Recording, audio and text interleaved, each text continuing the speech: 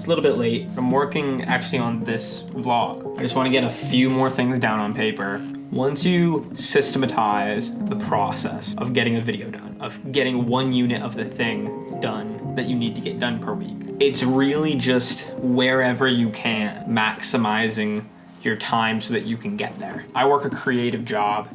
I know that my mental capacity is not peak performance right now, but I also know that this video needs to go up because YouTube is a consistency game. And so even if I get a little bit done, that's still progress.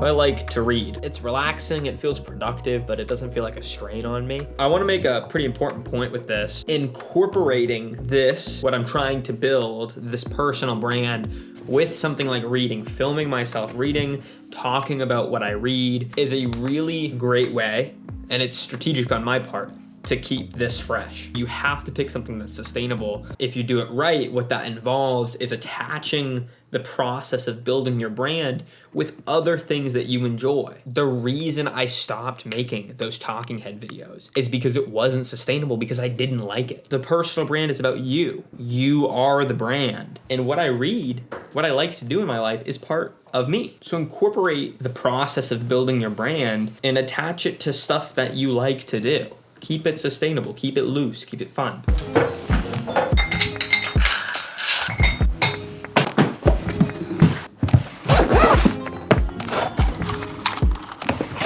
One of my half-brothers got me this drone. Glory to God, very excited about this. One of the biggest realizations I had, and I had it just recently, but it completely changed my perspective, is that branding is a skill. Do I take this?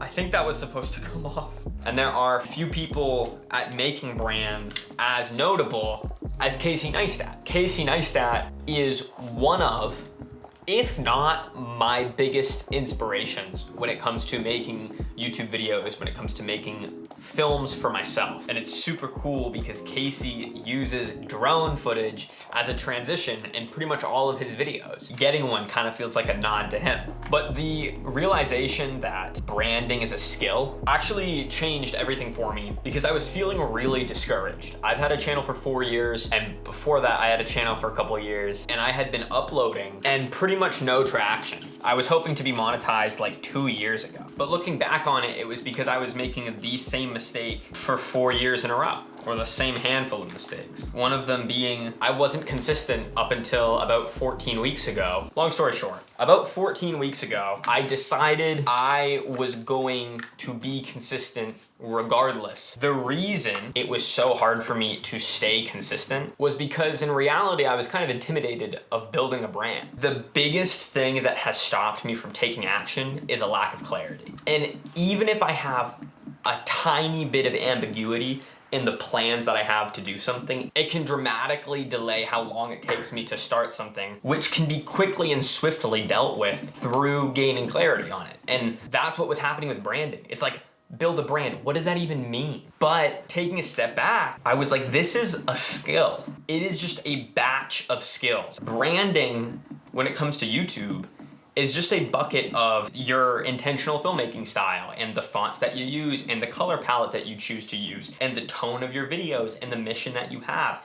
And you realize, even though the list is really long to build a really effective brand, it is still a list of skills. I think my phone goes in here. Is that real? I think it goes like this, which is sick. It became this radical shift of like, oh, I just have to be intentional and gain clarity about this bucket of smaller things. Wrote it out on paper and realized I can actually get this done and I can actually achieve the life that I desire. And so that's what I'm trying to put into practice now. There it is. Using RC cable. Oh wait, I don't have a USB-C port. Wait, brother. I don't have a cord for my lightning port. I don't have a new phone. This is a USB-C cord and I have a lightning port. All right, we have to fix the problem somehow.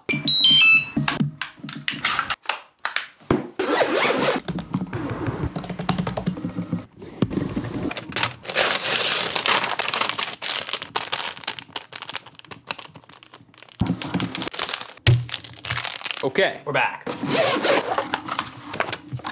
While I finally get this working, I just want to say that in reality, this whole process comes down to mastering your 5 to 9. Make sure this chord works. A lot of people kind of view the time they have when they come home from their job as their time to rest. But the issue is, a lot of the time, this is a large aspect of what motivates my goals, and probably the same for you. We have these entrepreneurial goals because we desire freedom. Freedom from our 9 to 5, but that doesn't come without work, and that requires you to master your 5 to 9. And I found 2 ways to do that, primarily, that have been huge when it comes to time management and being able to actually get stuff done, produce videos consistently in my 5 to 9. I hope I can do this indoors. 1 Mississippi, 2 Mississippi, 3 Mississippi, 4 Mississippi, 5 Mississippi. All the batteries were charged. Why isn't it beeping? It's not working. Don't start flying. Oh my gosh. Dude, I'm like seeing from the, dude. No signal? Home point updated. And I'm good at, like, this is real advice. I'm not gatekeeping. These are actually the 2 things that have caused me to go from being inconsistent for 4 years to having a 9 to 5 and then still being consistent. The first thing is deep work. My sister just downstairs right before recording this asked me what deep work was. It is work where you lock yourself away, you are concentrated with no distractions present. Meaning the phone is out of sight or in a different room. No music. You don't really have to think about anything else other than the work you're doing. Update successful. Restart aircraft. Okay, connection successful. I'm gonna take off. We're just gonna try it. Oh my gosh.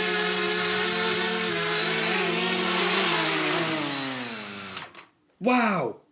Oh my gosh. That actually freaked me out. I need a clearer space, I think. I like held it, which is probably not good, but oh my gosh. I don't know how high 1.2 meters is. My room is trashed. All right, we're gonna try this. This is not a confined space, right?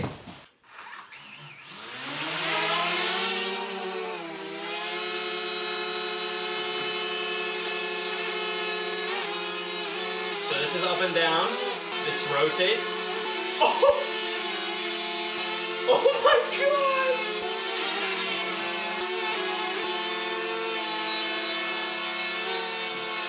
Oh.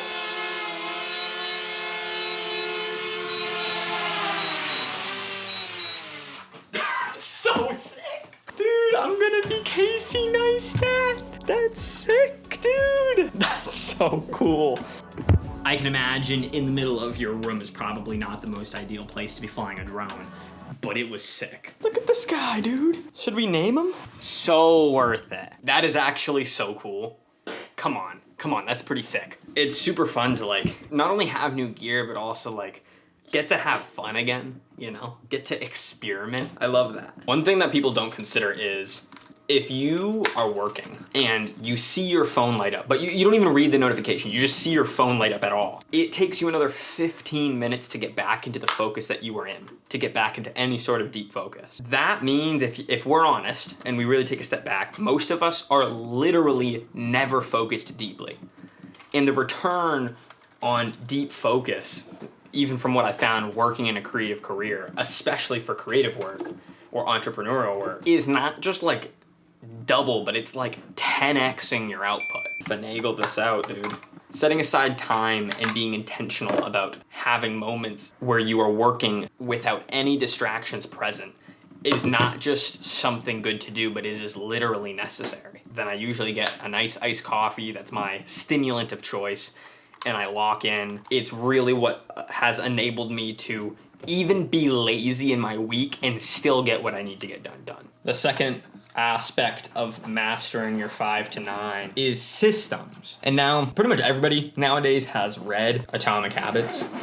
You don't rise to the level of your goals, you fall to the level of your systems. But I was really struggling because like, what does that actually even mean? I'm a 19-year-old kid who's trying to build a brand in my 5 to 9. What is it? What can I even automate? It's like, I don't want AI slop. I don't want AI to be writing my scripts. So like, what can I actually do to systematize the process? I didn't really know what systems meant until I took it into the context of filmmaking. The first introduction to systems was presets or LUTs when you're color grading photos or color grading video. That was my first introduction that got me thinking like, oh, this is what it means to have a system. In the end, if you save time on so many little things, it actually saves you a lot amount of time. And so expanding that and looking for the little things that I can systematize in my process has been kind of a game changer. I just looked it up, and I think this AI overview gives a pretty good definition. Creating a system to save time in business means documenting,